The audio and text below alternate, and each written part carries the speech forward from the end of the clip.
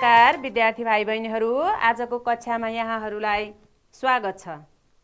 भाइ बहिनीहरू आराम हुनुहुन्छ नि? हजुर, मलाई पनि ठिक छ। आज पनि हामी अघिल्लो कक्षाहरूमा जस्तै कक्षा 7 विषय नेपाली पाठ 1 मेरो देश पाठसँगै सम्बन्धित रहेर क्रियाकलापहरूमा छलफल गर्दैछौँ। आज हामी मेरो देश पाठको भाषिक संरचना र वर्णविन्यास अन्तर्गतका बाँकी अभ्यासहरूको बारेमा छलफल गर्नेछौँ। भाइ बहिनीहरू सबैजनासँग यहाँहरूसँग आफ्नो पाठ्यपुस्तक छ नि, हेर्नुहोस् त। कक्षा 7 नेपाली सबैजनाले पाना 8 पल्टाउनुहोस् त। भाषिक संरचना र वर्णविन्यास अन्तर्गतको पाना 8 पल्टाउनुहोस् त। पल्टाउनु भयो है। अब पाना 8 को क्रियाकलाप 2 हेर्नुहोस् त। क्रियाकलाप 1 हामीले अघिल्लो कक्षामा छलफल गरिसकेका छौँ। आज क्रियाकलाप 2 हेर्नुहोस् त। सबैले पल्टाउनु भयो है। ल, अब यहाँ हेर्नुहोस् त 2 मा तल दिइएको अनुच्छेद पढ्नुहोस् र सोधिएका प्रश्नको उत्तर दिनुहोस्। अब हामीले यो अनुच्छेद पढ्नुपर्छ, त्यसपछि अनुच्छेदका तल प्रश्नहरू दिइएका छन् अनि ती प्रश्नहरूको बारेमा छलफल गर्छौँ है त। ल हेर्नुहोस् त, म सँगसँगै यहाँहरू पनि पढ्दै जानुहोस् है। म 7 कक्षामा पढ्छु, तिमी पनि 7 कक्षामा पढ्छौ, ऊ पनि हामीसँगै पढ्छ, तिनीहरू पनि यहीँ पढ्छन्। साथीले के सिकेछन्? उनीहरूले जे सिकेछन् तिमी पनि त्यो सजिलै सिक्छौ। कक्षामा को भनेको मान्छन्? को जिज्ञासु स्वभावका छन्? तिमी तिनीहरूलाई चिन र उनीहरूसँगै पढ। यसो गरेमा तिमी पनि सफल बन्छौ। अरूले भविष्यमा जे गरे पनि आफू त समाजसेवामा लागिन्छ। ल हेर्नुहोस् है त, सबैजनाले पढ्नुभयो है। अब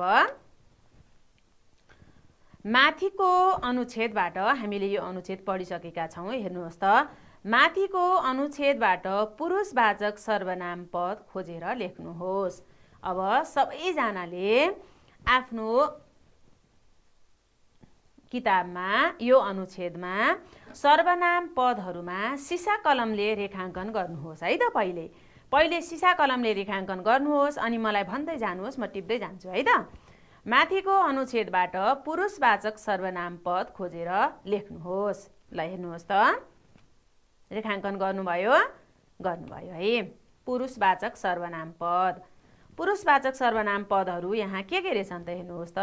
सबैभन्दा पहिला म अनि तिमी अनुच्छेदमा माथि हेर्नुहोस् त, अनि ऊ हो, अनि त्यसपछि हामी अनि उनी पुरुषवाचक सर्वनाम अन्तर्गत है त।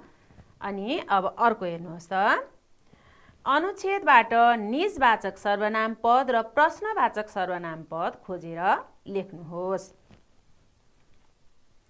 निजवाचक सर्वनाम पद, यो अनुच्छेदमा निजवाचक सर्वनाम पद कुन होला भन्नुहोस् त। स्याबास, कुन हो त? आफू हो। यो अनुच्छेदमा एउटा आफू मात्रै छ है निजवाचक सर्वनाम। त्यस्तै अर्को प्रश्नवाचक सर्वनाम पद। प्रश्नवाचक सर्वनाम पदहरू कुन होलान्? रेखाङ्कन गरिसक्नुभयो है। ल भन्नुहोस् त। हो, ठिक छ, यहाँहरूले भन्नुभएको ठिक छ। के भन्नुभयो? को यहाँहरूले भन्नुभयो है। ठिक छ, ठिक छ। अब अर्को हेर्नुहोस् त। अब क्रियाकलाप ग, अनुच्छेदबाट दर्शकवाचक र सम्बन्धवाचक सर्वनाम पद खोजेर लेख्नुहोस्। दर्शकवाचक सर्वनाम पद रेखाङ्कन गरिसक्नु भएको छ, भन्नुहोस् त के हो? कुन चाहिँ हो?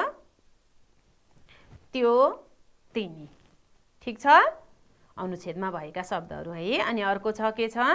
सम्बन्धवाचक सर्वनाम पद रेखाङ्कन गर्नुभएको छ, भन्नुहोस् त के हो? जी। ठिक छ, ठिक छ। ल अब म यहाँहरूलाई केही शब्दहरू देखाउँछु है त। ल हेर्नुहोस् त, हामीले छलफल गरेका भन्दा केही फरक शब्दहरू है त, सर्वनाम अन्तर्गत पर्ने शब्दहरू। त, तपाईँ।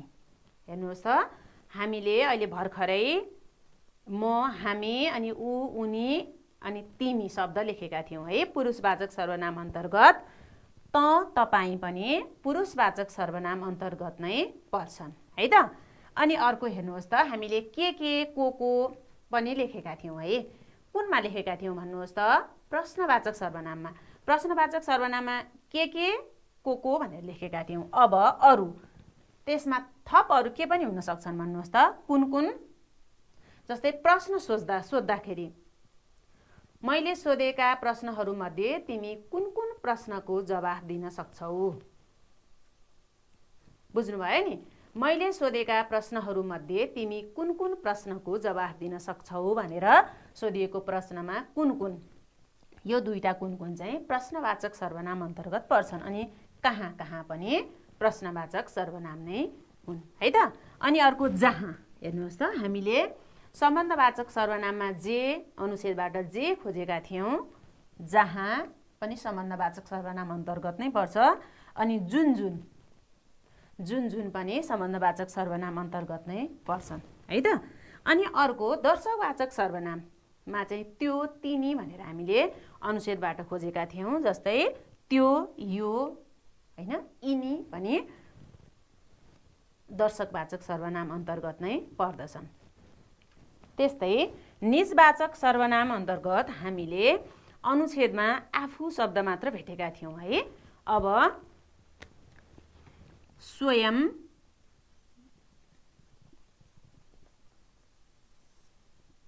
निज पनि निजवाचक सर्वनाम अन्तर्गत नै पर्दछन् है त। अनि म, हामी, त, तिमी भनेर हामीले भर्खरै पढ्यौँ नि पुरुषवाचक सर्वनाम अन्तर्गत। पुरुषवाचक सर्वनाम अन्तर्गत त, तपाईँ, तिमी, त, तिमी, तपाईँ भनिन्छ है। अनि अर्को म, हामी अनि ऊ, उनी,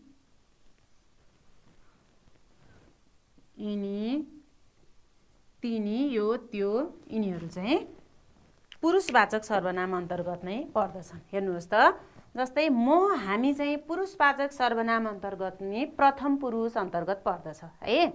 म, हामी दुईवटा शब्द चाहिँ प्रथम पुरुष अन्तर्गत पर्दछन्। त्यस्तै त, तिमी, तपाईँ चाहिँ द्वितीय पुरुष अन्तर्गत पर्दछन्। अनि ऊ, उनी, यिनी चाहिँ तृतीय पुरुष अन्तर्गत पर्दछन्। यसरी पुरुष नछुट्याइकन प्रथम, द्वितीय र तृतीय पुरुषभित्र पर्ने सबै सर्वनाम पदहरूलाई चाहिँ पुरुषवाचक सर्वनाम पद अन्तर्गत राखिन्छ। बुझ्नुभयो है? ल, अब अर्को क्रियाकलापमा जाउँ त हामी। हेर्नुहोस् त, क्रियाकलाप 3 मा मेरो देश पाठबाट व्यक्ति, जाति, द्रव्य र भाव जनाउने दुईवटा नामपद पहिचान गरी लेख्नुहोस्। हामीले मेरो देश पाठ पढिसकेका छौँ होइन, धेरै पटक हामीले मेरो देश पाठमा छलफल गरिसकेका छौँ। अब त्यहाँबाट व्यक्ति जनाउने नामपद, आफ्नो पाठ्यपुस्तक हेर्नुहोस् त मेरो देश पाठमा, र व्यक्ति जनाउने नामपद के हुन सक्छन् होला त्यहाँ रेखाङ्कन गर्नुहोस् त। कति छिटो गरिसक्नुभयो यहाँहरूले है, गरिसक्नुभयो। ल, अब पालै भन्दै जानुहोस् है त। व्यक्ति जनाउने नामपद दुईवटा नामपद भन्दै जानुपर्छ है त। व्यक्ति अन्तर्गत कुन पर्छन् होला भन्नुहोस् त? जनक, शङ्कर। ठिक छ, रेखाङ्कन गरिसक्नु भएको छ है। अनि जाति जनाउने नामपद अन्तर्गत पशु, पन्छी, नदी, नाला। ठिक छ। अनि द्रव्य जनाउने नामपद अन्तर्गत माटो, ढुङ्गा। ठिक छ, ठिक छ है। अनि अर्को भाव जनाउने नामपद अन्तर्गत के होला भन्नुहोस् त? प्रीति, चेतना।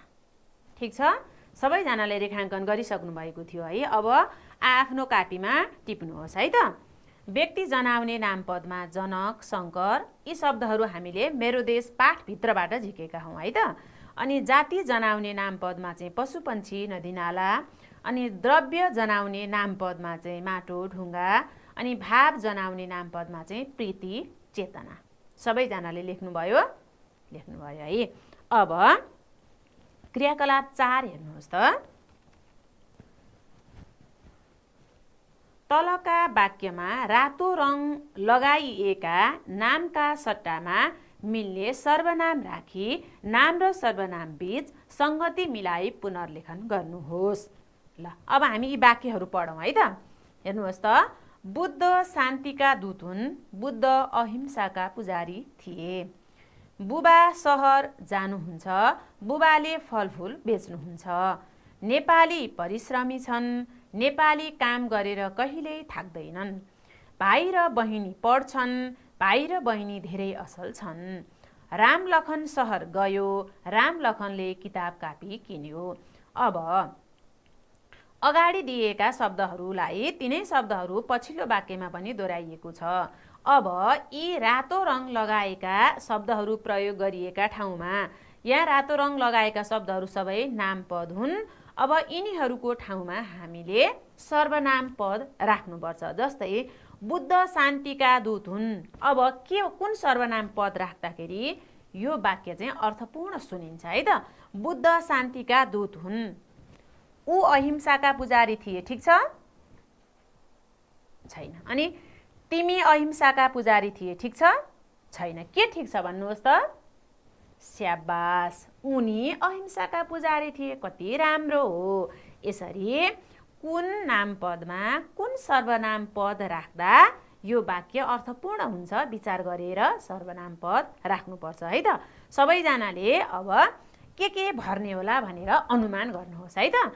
अनि अनुमान भन्दै जानुहोस्। अनि अनुमान मिल्छ कि मिल्दैन हेरौँ है त। सही छ कि छैन यहाँहरूको अनुमान? अब बुद्ध शान्तिका दूत थिए अनि के हुँदो रहेछ? उनी अहिंसाका पुजारी थिए। स्याबास हो। त्यसै गरेर ल हेर्नुहोस् त, बुद्ध शान्तिका दूत हुन् अनि बुद्धलाई काटेर हामीले के राख्यौँ? उनी अहिंसाका पुजारी थिए। उनी राख्यो बुद्धको ठाउँमा। हेर्नुहोस् त कति राम्रो सुनिन्छ। बुद्ध शान्तिका दूत हुन्, उनी अहिंसाका पुजारी थिए। ठिक छ? ठिक छ। अब अर्को भन्नुपर्छ है त यहाँहरूले। बुबा सहर जानुहुन्छ अनि उहाँले फलफुल बेच्नुहुन्छ। आहा कति राम्रो है। अब अर्को भन्नुहोस् त के हुन्छ? नेपाली परिश्रमी छन्, नेपाली काम गरेर कहिले थाक्दैनन्। के हुन्छ भन्नुहोस् त? स्याबास, यहाँहरूले भन्नुभएको एकदमै सही छ। नेपाली परिश्रमी छन्, उनीहरू काम गरेर कहिल्यै थाक्दैनन्। कति राम्रो, कस्तो राम्रो सुनियो है। अब क्रियाकलाप घ हेर्नुहोस् त। भाइ र बहिनी पढ्छन् अनि भाइ र बहिनीको सट्टा के राख्दा ठिक हुन्छ होला? ठिक छ, यहाँहरूले ठिक भन्नुभयो। भाइ र बहिनी पढ्छन्, उनीहरू धेरै असल छन्। ठिक छ? ठिक छ है। ल अनि अर्को हेर्नुहोस् त। क्रियाकलाप हेर्नुहोस् त। रामलखन सहर गयो, रामलखनले किताब कापी किन्यो। के हुन्छ होला? हो, ठिक छ। यहाँहरूले भन्नुभएको रामलखन सहर गयो, उसले किताब कापी किन्यो। कति राम्रो भन्नुभयो है सबैजनाले। ठिक छ। ल अब क्रियाकलाप 5 हेर्नुहोस् त। अब सक्नुहुन्छ नि। यसरी नाम अगाडि नाम आउँछ अनि दोस्रो वाक्यमा चाहिँ नामको सट्टामा हामीले जुन जुन शब्दहरू भर्छौँ ती शब्दहरू सबै के हुन् त? सर्वनाम पद हुन्। नामको सट्टामा एउटा वाक्यमा नाम प्रयोग गरिसकेपछि अब अर्को वाक्यमा चाहिँ हामीले नामको सट्टामा त्यही ठाउँमा यस्तै उपयुक्त हुने शब्द भर्ने काम गर्छौँ अथवा प्रयोग गर्छौँ। त्यसलाई चाहिँ के भनिन्छ त? सर्वनाम पद भनिन्छ। नामको सट्टामा प्रयोग गरिने पद नै के हो त? सर्वनाम पद हो। बुझ्नुभयो? बुझ्नुभयो है। अब क्रियाकलाप 5 हेर्नुहोस् त।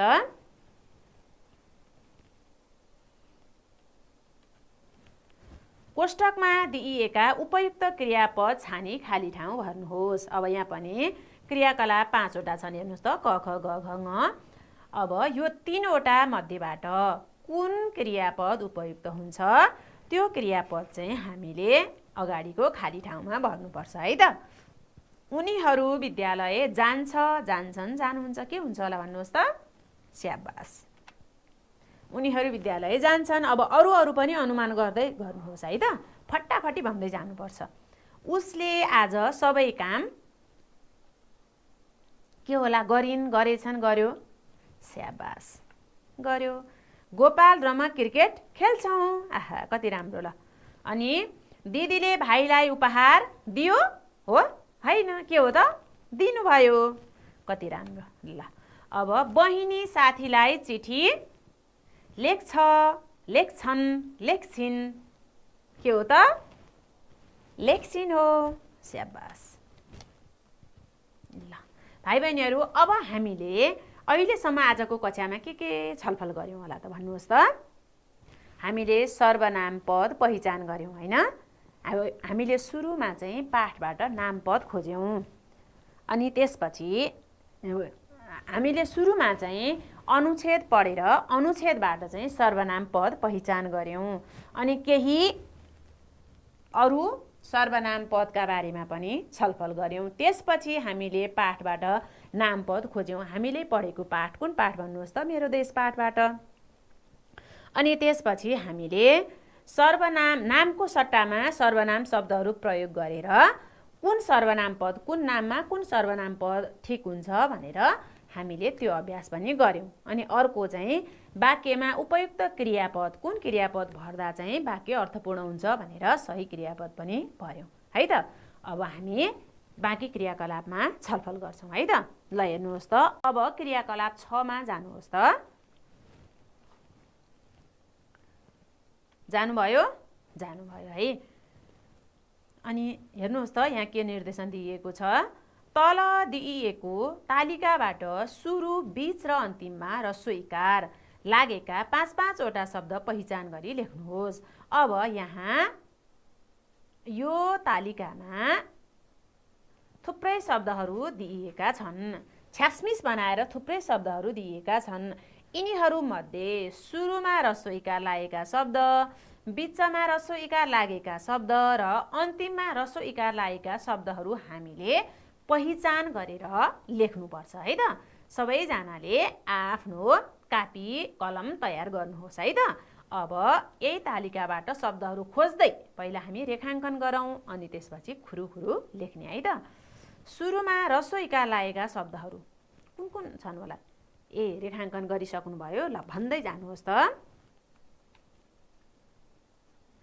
माथिको तालिकामा हेर्नुहोस् त, सुरुमा ह्रस्व इकार लागेका शब्दहरू पिराहा, सुरुमा भनेको यो शब्दको सुरुमा पिराहा भनेपछि यहाँ हेर्नुहोस् त, शब्दको सुरुको अक्षर अनि बीचको अनि अन्तिमको हो। अब सुरुमा ह्रस्व इकार लागेको पी, ठिक छ? ठिक छ है, पिराहा।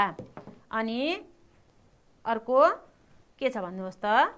निर्लज्ज, नि है, लिन्छन्, रित्तो, पिँडालु, 93, विचार, सिस्नु, निवेदन, बिहान, पित्तल, यी सबै शब्दहरूका सुरुमा ह्रस्व इकार लागेका छन् है।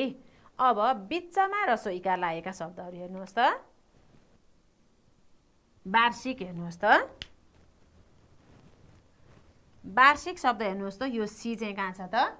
बीचमा छ है। अब यहाँ अरू शब्दहरू वार्षिक, खरिदार, हार्दिक, अधिकार, तकिया, गरिमा, राष्ट्रिय, मौखिक, दायित्व, यिनीहरू बीचमा ह्रस्व इकार लागेका। अब अर्को अन्तिममा ह्रस्व इकार लागेका हेर्नुहोस् त। ल हेर्नुहोस् त, कति, क सुरुको भयो, ती चाहिँ अन्तिमको भयो। अन्तिममा ह्रस्व इकार लागेको तमा है। ल हेर्नुहोस् त, अब यहाँ कति, तमा ह्रस्व इकार, सारथी, थमा ह्रस्व इकार, अन्तिम शब्द हेर्नुहोस् त अन्तिममा। तथापि, पमा ह्रस्व इकार, शनि, नमा ह्रस्व इकार, उन्नति, तमा ह्रस्व इकार, यिनीहरू चाहिँ अन्तिममा ह्रस्व इकार लागेका शब्दहरू। बुझ्नुभयो? बुझ्नुभयो है। अब क्रियाकलाप 7 हेर्नुहोस् त। तल दिइएका जोडा शब्द मध्ये सही शब्दमा गोलो घेरा लगाउनुहोस्। अब यहाँ जोडा शब्दहरू दिइएका छन्, हेर्नुहोस् त। विमान, विमान, विधान, विधान, बाहिर, बाहिर, महिना, महिना, सारथी, सारथी, रुचि, रुचि, महिमा, महिमा, पछाडि, पछाडि, लौकिक, लौकिक, चिया, चिया, रित्तो, रित्तो, विहीन, विहीन। अब यहाँ उस्तै उस्तै जोडा शब्दहरू छन्। अब यी उस्तै उस्तै जोडा शब्दहरूमध्ये दुईवटा विमान शब्दहरूमध्ये कुन चाहिँ विमान सही हो त? त्यो सही शब्दमा हामीले गोलो घेरा लगाउनुपर्छ है त। पहिलो विमान सही हो कि दोस्रो विमान सही हो भन्नुहोस् त। स्याबास, दोस्रो विमान। अब सबैजनाले आफूलाई सही लागेका शब्दहरूमा गोलो घेरा लगाउँदै जानुहोस् त। आफ्नो पाठ्यपुस्तकमा सिसा कलमले गोलो घेरा लगाउँदै जानुहोस् त। अनि विधान पहिलो, अनि बाहिर पहिलो कि दोस्रो? दोस्रो। महिना पछाडिको महिना है। सारथी, रुचि, रुचि, अनि महिमा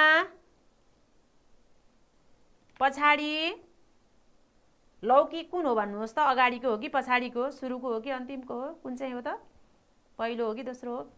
स्याबास, दोस्रो हो। चिया पनि दोस्रो। रित्तो पहिलो। विहीन दोस्रो। ल, अब सबैजनाले यी शब्दहरूलाई चाहिँ दुई दुई पटक आफ्नो कापीमा लेख्नुहोस् है त।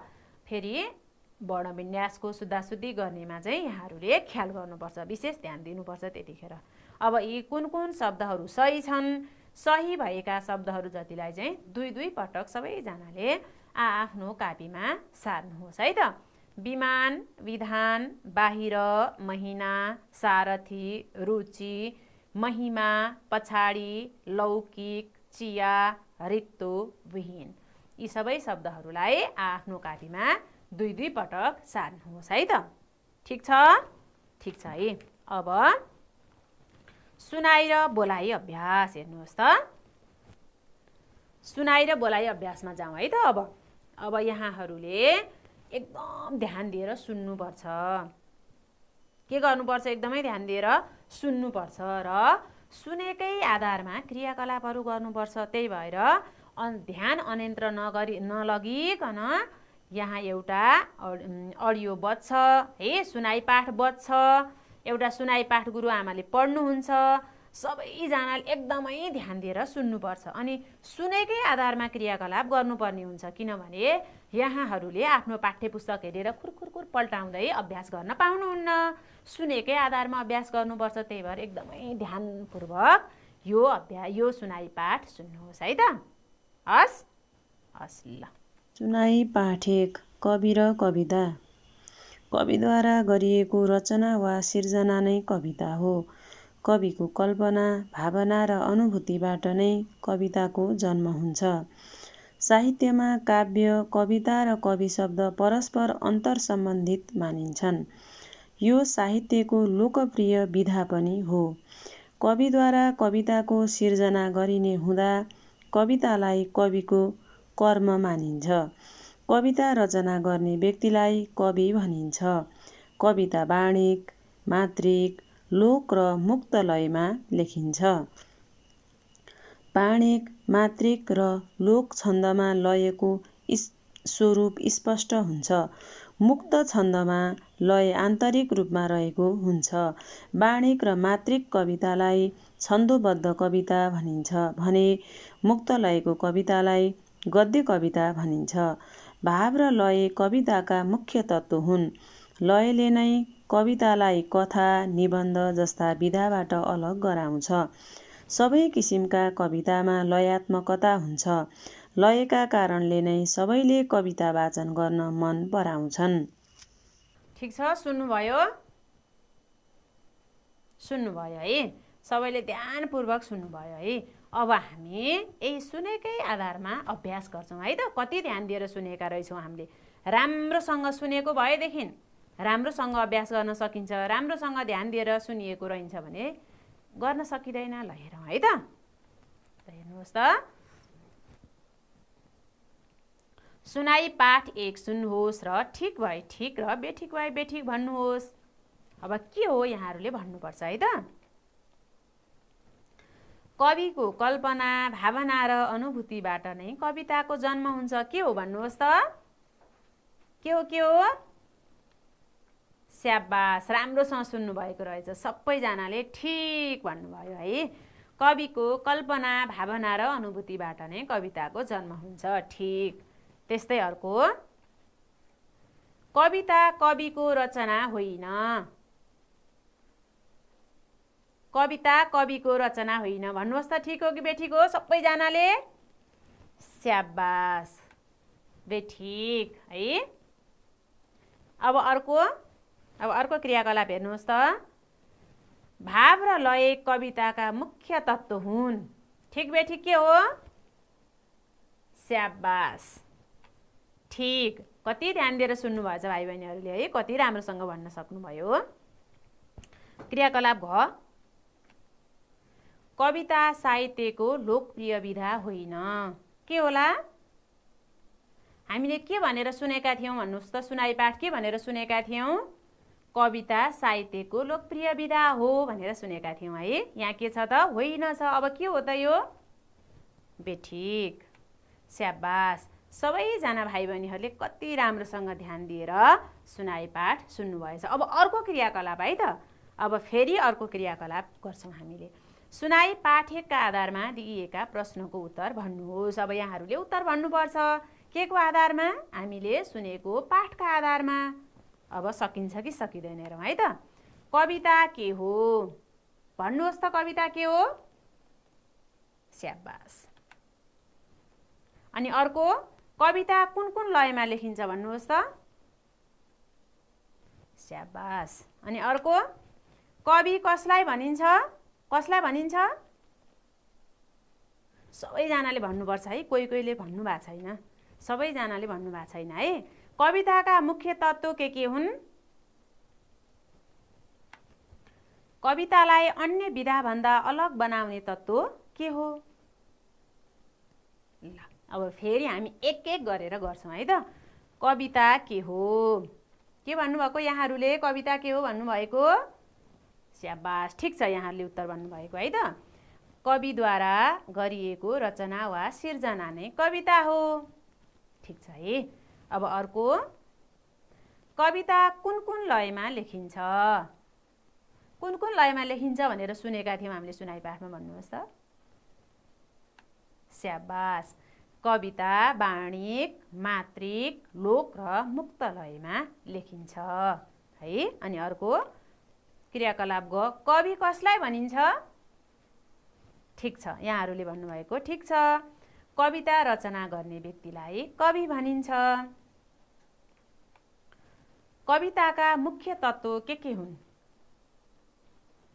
ठिक छ, एकदम सही छ है त। भाव र लय कविताका मुख्य तत्त्व हुन् है। अनि अर्को, कवितालाई अन्य विधाभन्दा अलग बनाउने तत्त्व के हो? के हो कवितालाई अन्य विधाभन्दा अलग बनाउने तत्त्व? भन्नुहोस् त। के सुन्नुभएको थियो अघि न? कवितालाई अन्य विधाभन्दा अलग बनाउने तत्त्व लय हो। अरू विधामा, साहित्यका अरू कथा, निबन्ध, जीवनी अरू विधामा लय हुँदैन हैन। कवितालाई चाहिँ हामीले लयबद्ध वाचन गर्छौँ। त्यही भएर अन्य विधाभन्दा कवितालाई अलग बनाउने तत्त्व चाहिँ लय हो।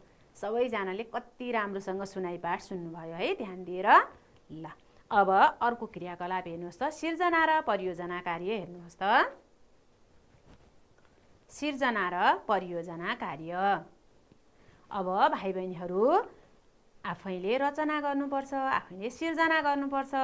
भाइ बहिनीहरूकै काम हो यो हैन। सिर्जना र परियोजना कार्य अरू पनि गर्नुपर्ने क्रियाकलापहरू भाइ बहिनीकै क्रियाकलापहरू हुन् हैन। अझै सिर्जना र परियोजना कार्य चाहिँ विशेष क्रियाकलाप हैन। हेर्नुहोस् त, सिर्जना र परियोजना कार्य अन्तर्गत क्रियाकलाप ए मा के छ? 1 मा के छ त? मेरो विद्यालय शीर्षकमा कविता रचना गरेर कक्षामा सुनाउनुहोस्। अब हामीले कविता पढिसक्यौँ अनि कविता कस्तो, कवितामा के हुन्छ, के तत्त्व मिसिन्छ भनेर पनि सुनाइ पाठ पनि सुन्यौँ, धेरै कुरा थाहा भइसक्यो। अब भाइ बहिनीहरूले मेरो विद्यालय शीर्षकमा कविता लेख्नुपर्छ अनि कक्षामा सुनाउनुपर्छ है त।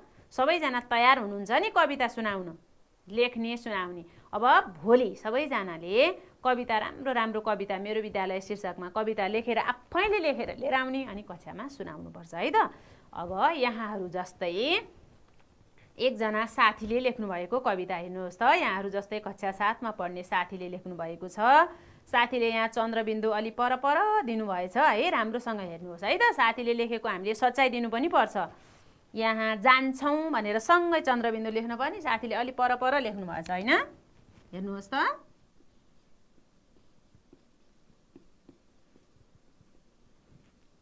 सँगै लेख्नुपर्ने थियो, अलि पर लेख्नुभएछ है। अब साथी एकजना साथीले कविता लेखेर अनि 2 जना साथीहरू मिलेर वाचन पनि गर्नुभएको छ है त। अब यो कविता साथीहरूले वाचन गरेको हामी सुनौँ है त।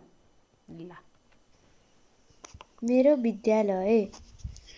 ज्ञान गुण लिन हामी विद्यालय जान्छौँ, साथी भाइ मिलिजुली कक्षा कार्य गर्छौँ, गुरुसँग खुसी हुँदै नयाँ कुरा सिक्छौँ, हाँसी हाँसी रमाउँदै नयाँ पाठ पढ्छौँ। विद्यालय विद्यार्थीको हो नि दोस्रो घर, साँचो बोल्ने सहयोगी तिमी बन्ने गर, मान्नुहुन्न कहिल्यै पनि गुरुसँग डर, छहारी हो विद्यालय कति धेरै भर, गुरुलाई सत्कार गरौँ सधैँ मान राखी, विद्यालय सफा गरौँ मिलिजुली साथी, कक्षा कोठा राम्रो पारौँ राम्रा चित्र टाँसी, सहयोगी साथी धेरै असल अनि जाति, फुल रोपौँ वरिपरि ढकमक पारी, सफा गरौँ विद्यालय आफ्नै घर ठानी, कक्षागत गीत गायौँ मिलाएर लय, साह्रै राम्रो देखियो नि मेरो विद्यालय, साह्रै राम्रो देखियो नि मेरो विद्यालय। धन्यवाद। भाइ बहिनीहरू सुन्नुभयो है साथीले लेखेको कविता अनि साथीहरूले 2 जना मिलेर वाचन पनि गर्नुभएको रहेछ। अब यहाँहरूले पनि यस्तै गरेर यो मेरो विद्यालय शीर्षकमा कविता लेखेर लिएर आउनुहोस् र अनि कक्षामा आफ्नो गुरु तथा गुरुआमालाई सुनाउनुहोस् है त। अनि त्यस्तै क्रियाकलाप 2 पनि आफ्नो समुदायमा प्रचलित कुनै गीत वा कविता खोजेर चाहिँ कक्षामा प्रस्तुत गर्नुहोस् है त। ठिक छ? ठिक छ ल। अब आज हामीले कुन कुन क्रियाकलापमा चाहिँ केन्द्रित भएर आजको पाठ आजको छलफल गऱ्यौँ है त। एकचोटि सरसर्ती हामी दोहोऱ्यौँ है त। हामीले अनुच्छेद पढेर सर्वनाम शब्द खोज्यौँ, त्यसपछि पाठबाट नाम पद पहिचान गऱ्यौँ अनि नामको सट्टामा सर्वनाम पदहरू राख्यौँ। त्यस्तै खाली ठाउँमा उपयुक्त शब्दहरू क्रियापदहरू भरेर वाक्य पुरा गऱ्यौँ, अर्थपूर्ण वाक्य बनायौँ। त्यस्तै ह्रस्व इकार लागेका शब्दहरू हामीले चाहिँ सुरुमा अनि बिचमा अनि अन्त्यमा ह्रस्व इकार लागेका शब्दहरू तालिकाबाट खोजी गरेर पत्ता लगायौँ है। अनि शुद्ध र अशुद्ध शब्दहरूमध्ये जोडा शब्दहरूमध्ये शुद्ध शब्दमा हामीले गोलो घेरा लगायौँ। अनि त्यसपछि अर्को सुनाइ पाठ सुनेर सुनाइ पाठसँग सम्बन्धित रहेर हामीले ठिक बेठिक क्रियाकलाप अनि प्रश्न उत्तर गऱ्यौँ। त्यस्तै सिर्जना तथा परियोजना कार्य अन्तर्गतको मेरो विद्यालय शीर्षकको कविता पनि सुन्यौँ, साथीले रचना गर्नुभएको कविता पनि सुन्यौँ है त। अब फेरि अर्को दिन यस्तै रमाइला क्रियाकलापहरू लिएर हामी फेरि भेट्नेछौँ। हस् त आजलाई नमस्कार।